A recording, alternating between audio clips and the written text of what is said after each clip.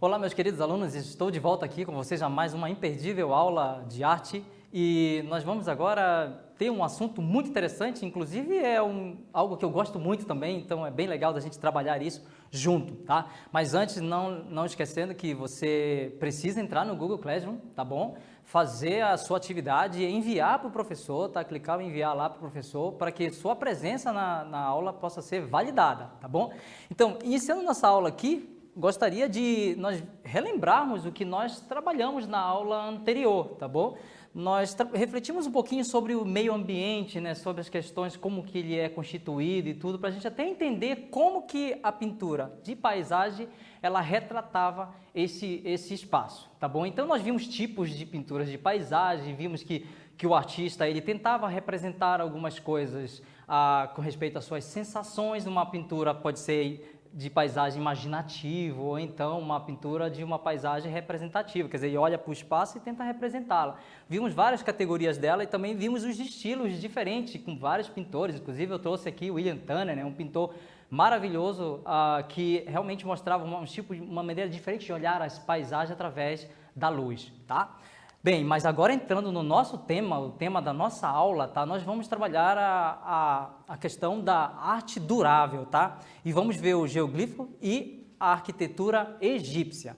Esses dois assuntos são bem interessantes de nós compreendermos, mas antes de nós fazermos isso, eu quero que a gente compreenda um pouquinho sobre como funciona, entender um pouco como que é um material durável, né? Porque na aula anterior, que nós estávamos vendo, algumas aulas anteriores, estávamos vendo que a arte efêmera, né? E a arte efêmera trabalha com questão do tempo, né? Ela dura pouco tempo. Ou um trabalho de escultura colocado num espaço que duraria poucos dias, ou o seu próprio material que também poderia se desfazer com o tempo, tá? Então, mas vamos agora compreender, e nós vimos também como era que o material era efêmero. Agora nós vamos ver como é que o material pode ser durável, tá?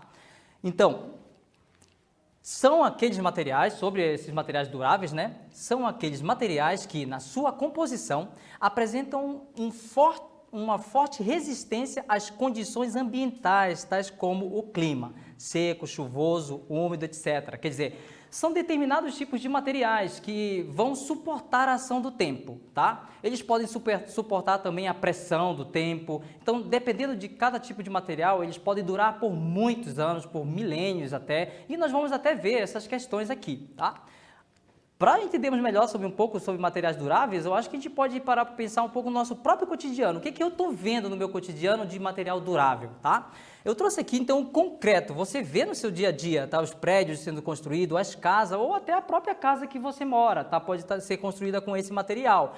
Esse concreto é feito com componentes químicos que dão uma densidade forte, o suficiente que eles podem suportar tanto pressão, peso e tudo, como a própria ação do tempo. Então, você não vai ver de repente um prédio do nada, tem 10 anos, já vai cair. Não, ele vai durar por muito tempo porque o material é um material pensado exatamente no tempo, tá? Então, eu trouxe até um exemplo aqui para vocês do Museu do Olho, né, aqui no nosso estado, né, construído com o concreto, né, armado e feito essa bela construção maravilhosa, tá? Bem, mas eu trouxe também um outro material, não só esse, podemos pensar também o aço inox, feito com outros componentes também da terra, que é retirado do minério, juntado e construído um tipo de material que possa durar tanto que nem a ferrugem possa corroer ele. Então, eu trouxe aqui também essas duas imagens que a gente pode construir determinados objetos que vão durar muito tempo. Se eu comprar, por exemplo, um objeto com esse material, eles são meio mais caros, mas esse material dura mais até do que outros tipos de materiais. Então, estou só trazendo para vocês exemplos de como podemos pensar em materiais que duram por um bom tempo, tá? Agora eu trouxe aqui também para vocês da questão da natureza, tá? Agora vamos aqui, a natureza produziu sozinha esse material, não foi agora diferente como eu trouxe anteriormente, que o homem pegou e construiu esse material para durar, ou então o concreto. Agora eu estou mostrando para vocês um material que a própria natureza construiu, que ele pode durar por milênios e muito tempo mesmo. Eu trouxe aqui então a rocha, tá? Elas são um material que você pode encontrar em montanhas, coisas assim, muito denso, muito forte, resistente, tá? E, inclusive, as civilizações antigas compreendiam isso e usavam isso para construir até suas moradias ou outros tipos de coisas que precisavam. Também que nós até vamos ver mais para frente isso. Também nós podemos pegar aqui o ouro, né? Muito procurado pelos ricos, coisas assim, né? com respeito ao seu valor mineral, né? Então ele dura por muito tempo. Então o ouro ele é encontrado na natureza, não foi feito pelo homem, ele acontece por um conjunto de fatores naturais, tá? Bem, agora, pensando nesses materiais duráveis, nós aprendemos sobre a questão dos materiais duráveis, como é que esses materiais são. Civilizações antigas compreendiam também, até como nós agora na atualidade, compreendemos como que pode ser esses materiais e como eles podem ser utilizados, tá bom? Então, nós vamos trabalhar aqui a questão dos geoglifos, tá? São tipos de produções artísticas de povos antigos e são desenhos ou motivos enormes feitos no solo com elementos naturais duráveis, como eu falei para vocês, como pedra e madeira, por culturas de várias partes do mundo, tá? Então, é interessante nós observarmos essa questão, porque agora nós estamos falando de uma civilização antiga que compreende esses materiais duráveis e como eles poderiam, então, pensando na ação do tempo, construir um tipo de trabalho artístico que durasse por muito tempo, tá? Então, esse tipo de trabalho nós vamos então observar numa região de Nazca, no Peru, uma região de planície, tá? Em que muitas pessoas do mundo inteiro vão conhecer esse lugar exatamente por esse fenômeno que nós vamos conhecer agora, tá? Eu trouxe aqui um desenho desse geoglifo para vocês verem, tá? Esse desenho é muito interessante. Acredita-se que se fazia esses trabalhos por meio de grupos de pessoas, não era só uma pessoa em si que fazia eles, mas eles tinham uma extensão imensa que você poderia ver de uma determinada altura. Então, na verdade, acredita-se que foi feito para se ver de uma determinada altura. Agora, eu fico pensando assim, né? Na nossa época agora, nós temos drones, né? Que podemos colocar, as tecnologias podem pensar nisso e ver muito mais de determinadas altitudes, ou o avião, o helicóptero, você pode ver determinadas partes de um campo ou de um vale, uma planície. Mas como que uma civilização, naquela época, já de 200 anos antes de Cristo, ou 700 anos depois de Cristo, poderia pensar em produzir um trabalho artístico que pudesse mexer exatamente com a visualidade de uma determinada perspectiva, de uma determinada altura, né? Pois é, mas esses povos, eles conseguiram fazer. No Peru, essas produções existem em vários lugares do mundo, você pode encontrar no Reino Unido, até no Brasil foi encontrado no Acre, trabalhos como esses daqui. Tá, mas eu trouxe de Nazca exatamente porque são as maiores quantidades de fenômenos e são muito interessantes nós observarmos essas questões, tá? Então, olha aqui, eu trouxe mais um outro desenho, né? Esses trabalhos são feitos em planícies, em lugares muito longos, espaçosos, em que você pode visualizar eles se estiver de uma determinada altura, tá? Bem, antes questão também da arte durável, tá? Agora, essa arte durável que nós vamos trabalhar, agora entramos para uma outra civilização, os povos egípcios, tá? E aí vamos ver um pouquinho sobre essas características dessa arte durável, como que ela era pensada pelos egípcios, tá? As tumbas dos primeiros faraós eram réplicas das casas em que moravam, enquanto as pessoas sem importância social eram sepultadas em construções retangulares, muito simples, chamadas mastabas. Entretanto, foram as mastabas que deram origem às grandes pirâmides construídas mais tarde. Olha bem, eu vou trazer aqui para vocês exatamente o desenho de uma mastaba, tá? O desenho não, uma imagem de uma mastaba. É interessante a gente poder analisar isso aqui, que vai trabalhar a questão do tempo. Então, olha, agora os egípcios estão trabalhando a questão do tempo aqui. Eles estão preocupados não exatamente com os segundos, né? Eles estão preocupados com a eternidade. Então, os egípcios, eles constroem as coisas pensando exatamente nessa eternidade. Eles pensavam em construir isso para que durasse para sempre. Não sei se os egípcios acreditavam exatamente que tudo isso poderia durar para sempre, quando se eles olhassem, acreditariam se eles olhassem hoje. Ah, nossa, tantos anos se passaram e tudo. Nossa, eu acho que a minha crença talvez seja real. Mas também nós vemos que as pirâmides, esses materiais de construções arquitetônicas, eles sofreram a ação do tempo, sim, tá bom? Mas são materiais feitos de uma maneira que duraram milênios, e isso é muito interessante. E isso os egípcios acertaram muito bem, quando pensavam nessa questão da eternidade. Realmente, os trabalhos deles duraram por muito tempo. Então, essas mastabas eram feitas, então, para colocar corpos, mas existia uma questão muito importante com respeito a só simplesmente, não, eu fiz uma tumba para colocar o meu corpo, que eu morri, vou ter que colocar lá, ser guardado e tudo mais. Não, tem muito mais questões do que simplesmente se fazer isso aqui. A eternidade, como eu disse para vocês, era o discurso, o conceito dos egípcios. Então, isso aqui era pensado para a eternidade. Então, o significado dessa mastaba é muito interessante exatamente com respeito a essa eternidade. No Egito Antigo, a palavra significava casa eterna ou casa para a eternidade. Olha só, então tinha realmente uma grande relação com a questão do tempo, né? Então, eu digo que os egípcios eles criaram uma arte para o tempo, tá? Para durar para a eternidade, tá bom? Então, mas aí, quais são as causas? O que foi que incentivou os egípcios a construírem determinado tipo de construções arquitetônicas que pensasse a questão da eternidade? Por que os egípcios pensavam tanto na eternidade? O que estava por trás de tudo isso? A religião fazia parte de toda a vida egípcia. Por meio da religião, eles interpretavam o universo, justificando sua organização social e política, determinando o papel de cada dessa classe e, consequentemente, orientando toda a produção artística desse povo. Então, chegamos a um ponto muito importante aqui, que é a questão da religião, tá? A religião para os egípcios era que regia todas as coisas. Eu trouxe aqui, então, esse esquema para a gente entender como funciona isso, exatamente com respeito, já iniciando da mastaba, que era uma das primeiras construções pensando isso aí, que os egípcios, os faraós, se inspiraram para construir suas pirâmides, tá bom? Bem, a religião ela tinha um pensamento muito relacionado à questão da vida após a morte. Então, assim como muitas religiões no mundo acredita que há uma continuidade da vida no pós-morte, os egípcios entendiam muito bem sobre isso e a religião era que dirigia exatamente esse conceito. Então, organização social, a religião também tinha uma grande influência nessa organização social. Então, quer dizer que existia uma pirâmide social em que era organizado o povo, para que cada um cumprisse as suas obrigações com respeito a essas crenças, tá? E a produção artística, nós vamos ver que essas produções artísticas foram influenciadas, inclusive vamos ver com mais detalhe na próxima aula sobre essa questão aí, tá? Foram influenciadas, como é que elas seriam produzidas por conta de uma crença, tá?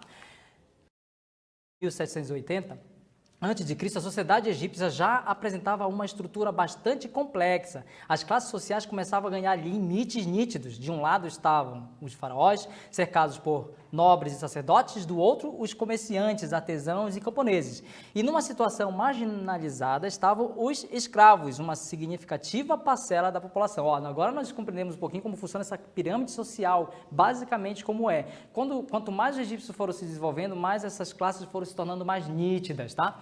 Isso quer dizer que, consequentemente, as construções arquitetônicas também foram influenciadas por essas mudanças sociais que houveram. Por exemplo, eu trouxe aqui para vocês essa das primeiras construções arquitetônicas egípcias, monumentais que eles fizeram, exatamente a questão dessa pirâmide feita pensando a eternidade como passo principal. Essa pirâmide ela fica na região de Saqqara, de um imperador chamado Djoser. Eu acho que eu falei certo, isso mesmo. E ele construiu essa pirâmide e a questão social dos povos estava exatamente relacionada a um fato importante. Quem construiu essas pirâmides? Ele mandou, mas existia alguém da classe social que construía essa pirâmide, que eram os escravos, tá? Aquelas duas imagens para vocês, nós vamos ver aqui quais são as características deles, tá? Existem geoglifos com formas geométricas, linhas, quadrados, círculos, octógonos, hexágonos ou uma composição de todas e com figuras zoomórficas com forma de animal e antropomórficas com forma humanas, tá? Olha, interessante nós observarmos essas coisas, que esses geoglifos eles não são só formas figurativas. O que são formas figurativas? São formas que você pode reconhecer na natureza. Vamos supor, você viu um campo, uma árvore, um jardim ou uma pessoa andando, e são formas figurativas, você reconhece elas. Mas também os geoglifos eram feitos com formas abstratas. O que é isso? São formas que estão longe da tua realidade. Por exemplo, você olha, você vê rabiscos, mas você não consegue determinar, dizer o que exatamente é. Isso são formas abstratas. E os geoglifos têm também essas coisas, mas também, principalmente, eles entram com questões que eu coloco aqui para vocês, zoomórficas. Zoomórficas, ó, zoo quer dizer de animais, tá? Mórfica é transformação, formação, né? Então, essas duas palavras juntando dá exatamente isso que traz, então, desenhos que estão misturados com animais. Né? Então, são imagens que você pode reconhecer da realidade. Quando você vê um desenho no geoglifo, você vai reconhecer quando ele é figurativo exatamente quando você vê essas formas de determinado tipo de animais ou seres humanos, porque nós temos também aqui, no outro tema, assunto aqui é antropomórficas, ó, homem, né? E o mórfico é formação, né? Então, você tem agora a junção de elementos humanos, quer dizer, imagens humanizadas nesses desenhos, tá? Construídos. E eu vou mostrar aqui então para vocês, ó, por exemplo, isso aqui pode ser um objeto zoomórfico, né? Que tem a forma de um determinado animal, creio eu ser uma espécie de aracnídeo, uma aranha. Tá? Mas também tem as antropomórficas, ó, formas humanas, quer dizer, traz algumas características humanoides do ser humano, como olho, boca, essas coisas, que transformam exatamente em um determinado desenho. Tá? Então, não se tem, como eu disse para vocês, não se tem exatamente uma ideia de quando esses desenhos foram feitos. Quando não, desculpa, de por que eles foram feitos. Tá? Mas interessante nós observarmos, são tão incríveis, que até a Unesco colocou ele como patrimônio mundial, tá? Então, esses desenhos são visitados por pessoas no mundo todo, exatamente por serem muito importantes, tá? Beleza, aí para a gente lembrar um pouquinho sobre a arte efêmera, né? Eu trouxe até aqui para vocês essa obra artística do Robert Simpson, exatamente, que ele trabalha uma arte ambiental. Essa arte que nós estamos trabalhando aqui, o geoglifo, ele não deixa de ser uma arte ambiental. Porém, lógico, de um povo muito antigo com conceitos diferentes. Na nossa atualidade, esse artista também fez uma arte ambiental. Porém, esse trabalho ele fez com materiais que, com o tempo, a organização como ele fez esse material, ele não ia durar, tá bom? Isso é uma arte efêmera que a gente pensa, tá? Ele já fez uma outra transformação com outro tipo de materiais que, com o tempo, a ação do tempo, ia mudar.